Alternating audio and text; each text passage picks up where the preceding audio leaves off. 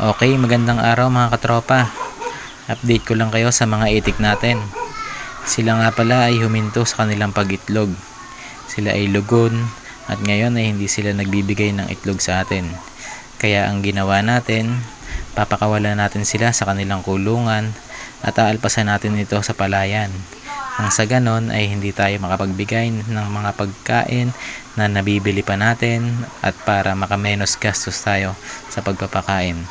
Kaya ang gagawin nating alternatibo para hanggang sa mahintay natin silang mangitlog ay papakawalan natin sa ating palayan. Dahil kaka-harvest pa lang ng ating mga palay. Ayan, check natin yung ating trap dyan. Yan pumupunta yung mga sawa at kung anumang hayop na nagiging kalaban ng ating mga alaga. Ayan, ito sila ngayon. Nasa 50 heads na sila mga katropa. At dati ang ating mga babaeng umiitlog pa lamang ay nasa 16 heads lang ang sinimula natin.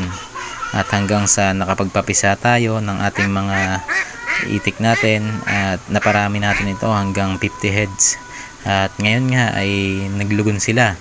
At hihintayin natin silang makapangitlog ulit at nang makapagsalang ulit tayo sa incubator. Bale, hindi natin alam kung anong nangyari sa mga itik natin o sadyang naglulugon lang ang ating mga itik pagdating ng mga kanilang oras ng paglulugon. At ang kinakailangan ay ma-monitor natin ang ating mga alaga. At ito ay aalagaan lang natin hanggang sa mangitlog ulit ito. At i-update ko kayo mga katropa kapag nagbigay na sila ng itlog at alamin natin kung anong dahilan.